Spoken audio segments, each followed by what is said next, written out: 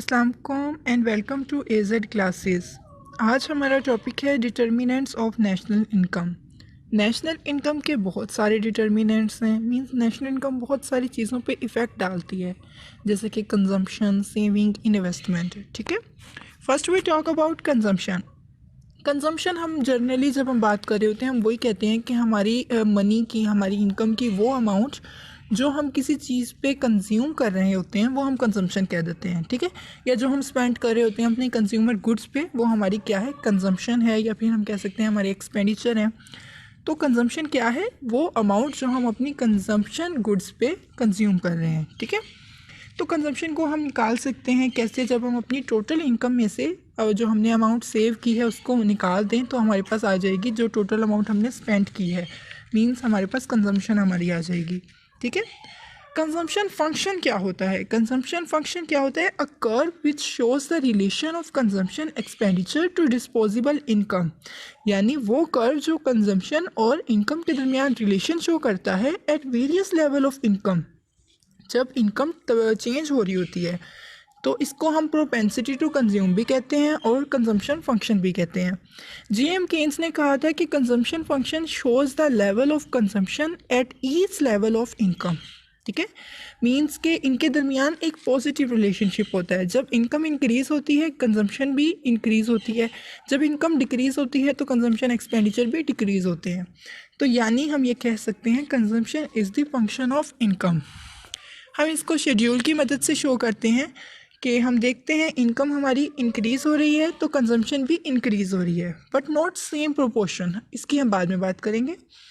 तो आप देखें, गौर करें कि इनकम जब हमारी ज़ीरो है, कंजम्पशन 10 है, यानी हमारे पास कोई पैसे नहीं है, हम फिर भी कंज्यूम तो करते हैं ना। कहीं से हम उधार ले लेते हैं तो हम कंज्यूम ज़रूर करते हैं, चाहे हमारी इनकम ज़ीरो हो। हम देख सकते हैं ग्राफ में जैसे इनकम इंक्रीज़ हो रही है कंजम्पशन भी इंक्रीज़ हुई जा रही है।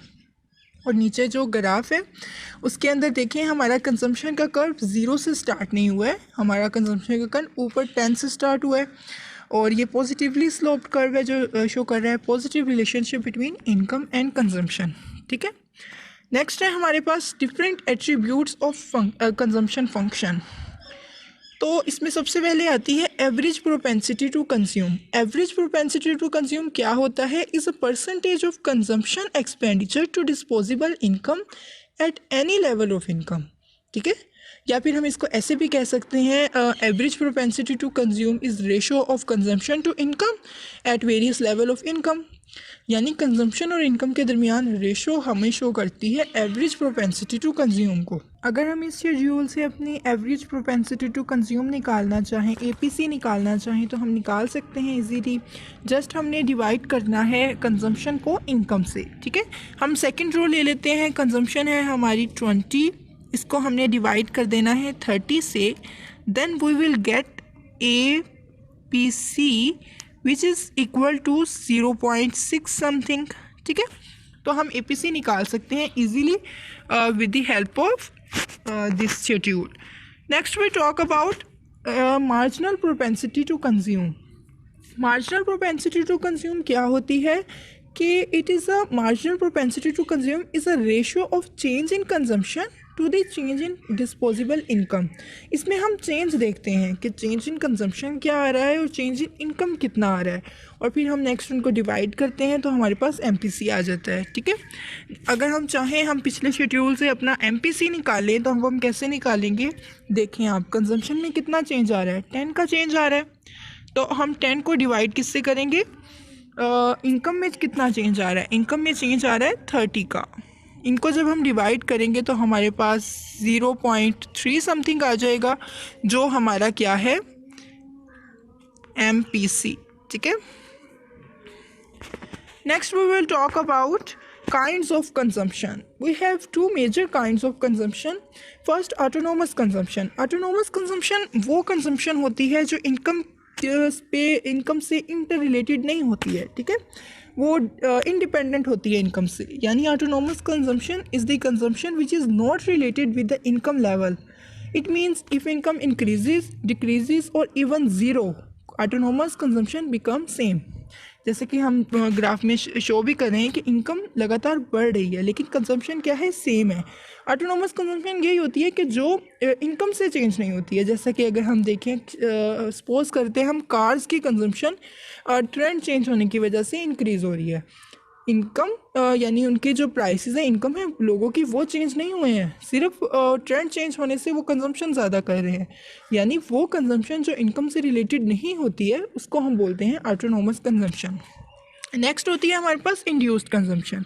इंड्यूस्ड कंजम्पशन वो कंजम्पशन होती है जो इनकम से रिलेट कर रही होती है, यानी वो consumption which is related with income level. It means when income increases, induced consumption increases, when income decreases, induced consumption decreases, and when income zero, induced investment, induced consumption does not become zero। ठीक है, तो ये following graph show कर रहा है कि जो हमारी इनकम है वो इंक्रीज़ हो रही है और इंड्यूस जो है हमारी इंड्यूस हमारी कंजम्पशन है वो भी इंक्रीज़ हो रही है। सॉरी, यहाँ पे कंजम्पशन आ रहा है। अच्छा, ये देखें, आप लोगों ने एक बात याद रखनी है कि जो हमारी ऑटोनोमस कंजम्पशन होती है हम उसको सी नोट से शो करते हैं और जो हमारी इंड्यूस कंजम्पशन है हम उसको शो करते हैं सी वाई से। ठीक है, नेक्स्ट है हमारे पास psychological law of Keynesian psychological law of consumption. ठीक है, Keynesian psychological law of consumption, इसको फंडामेंटल लॉ ऑफ कंजम्पशन भी कहते हैं, इसको जे.एम. केन्स ने प्रेजेंट किया था। According to that law, aggregate consumption is the function of aggregate disposable income. Means कि ये लॉ कहता है कि लेवल ऑफ जो कंजम्पशन है किसी भी कम्युनिटी में वो डिपेंड कर रही होती है लेवल ऑफ डिस्पोजेबल इनकम। जब कंजम्पशन इंक्रीज़ होती है वो असल में इनकम के इंक्रीज़ होने से इंक्रीज़ हो रही होती है, और जब वो कम होती है तो वो इनकम के ही कम होने से हो रही होती है।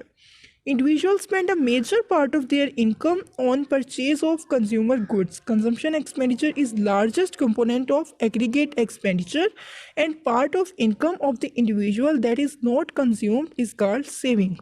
यानी वो कहते हैं कि इनकम हमारी दो पार्ट्स में डिवाइडेड है। एक कुछ पार्ट हम उसका कंज्यूम कर लेते हैं, जो पार्ट हम कंज्यूम नहीं करते हैं उसको हम सेव कर लेते हैं। ठीक है, इसके कुछ साइलेंट फीचर्स हैं। फर्स्ट ये है कि when aggregate income increases, consumption expenditure also increases but not same proportion. ठीक है, मीन्स कि जब इनकम इंक्रीज होगी हम उतनी ही इनकम कंज्यूम नहीं कर लेंगे, हम उसमें से कुछ पार्ट सेव भी करेंगे। ठीक है, तो हम कह सकते हैं कि income is the function of consumption, sorry consumption is the function of income. When income increases, saving is also increases। ठीक है, जब ज़्यादा हमारी इनकम होती है तो हम सेव भी ज़्यादा करते हैं and saving will go up. This proportion shows that with the increase in income it is not possible for consumption expenditure और सेविंग टू फॉल। ठीक है, ये शो करता है कि चेंज इन जो इनकम है वो हमारा इज इक्वल टू होता है change in consumption and change in saving. यानी जब हमारी इनकम चेंज होती है तो कुछ हम चेंज अपनी कंजम्पशन में लाते हैं और कुछ हम अपनी सेविंग में चेंज लाते हैं। सही है, and the MPC for an economy is usually assumed to between 0 and 1। और हम MPC को एज्यूम कर रहे हैं कि MPC हमारा 0 and 1 के दरमियान होगा और ये पॉजिटिव होगा because of this psychological law. ठीक है, a positive MPC means that consumption rises when income rises and falls when income falls, and MPC 1 means that the consumer spend all of any additional income that get and save none of it। 1 का meaning ये है कि वो सारी consume कर रहा है, वो सेव कुछ भी नहीं कर रहा। लेकिन जब 0 हम रखेंगे एमपीसी को तो इसका मतलब है कि that house hold save all of the any additional income they get the consume none of it. Means कि जब भी एमपीसी 0 के इक्वल होगा तो इसका मतलब है हाउस होल्ड्स ने अपनी जो इनकम है उसमें जो चेंज आया है वो उससे उन्होंने सारा सेव कर लिया है, कंज्यूम कुछ नहीं किया। और 1 हो तो इसका मतलब ये है कि जब हमारा इनकम में चेंज आया तो वो सारा हमने कंज्यूम कर लिया, सेव कुछ नहीं किया। ठीक है, I hope you will understand. Next है हमारे पास इसकी अजम्पशंस। इस लॉ की कुछ अजम्पशंस थे, इसमें कुछ एज्यूम्स किया था। Keynesian fundamental law of consumption is based on these assumptions. Assumptions means those variables which we hold constant in order to prove the law. ठीक है, फर्स्ट क्या है, डिस्ट्रीब्यूशन ऑफ इनकम। मीन्स कि it is assume that distribution of income does not change, कि जो people do not move from one class to another class. ये नहीं होगा कि गरीब अमीर हो जाएगा, अमीर गरीब होगा, उनकी डिस्ट्रीब्यूशन सेम रहेगी, ये एज्यूम कर रहे हैं हम। सेकंड है price movements. Price movements means कि it is assume that prices of the goods and services remain same, means there are no positive और negative movements in prices. Next है हमारे पास population growth. Population growth means कि it is assume that population of a country does not change, हम ये assume करेंगे population भी change नहीं होगी, मीन्स के population growth rate remain the same. Next है हमारे पास टेस्ट्स एंड हैबिट्स, मीन्स के it is assume that the likes and dislikes of the people and their habits remain same.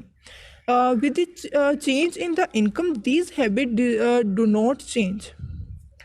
In normal circumstances means कि ये एज्यूम किया जा रहा है that there is no hyper inflation, no war, no earthquake, के सारा कुछ कोई इमरजेंसी नहीं होगी, मुल्क में सब कुछ नॉर्मल रहेगा।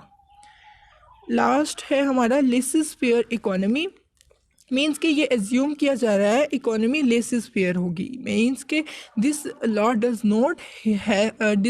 Not hold well where the government interferences, जब गवर्नमेंट इंटरफेयर करेगी तो ये लॉ क्या होगा, ये लॉ एम्प्लॉय नहीं हो सकेगा, ये लॉ वहाँ पे डिस्ट्रैक्ट हो जाएगा। These assumptions are valid in short time. It is true that income increases consumption will increases but at the lesser rate, कहते कि ये लॉ किसी हद तक ठीक है कि जब इनकम इंक्रीज़ होती है तो कंजम्पशन इंक्रीज़ होती है, मगर not at the same rate. Income के इंक्रीज़ होने से कंजम्पशन कम शरह से इंक्रीज़ होती है। ठीक है, तो ये आज का हमारा लेक्चर था। होप सो आप लोग को समझ आ गया होगा। अगर कहीं से कन्फ्यूजन हो तो आप मुझसे पूछ सकते हैं। शुक्रिया।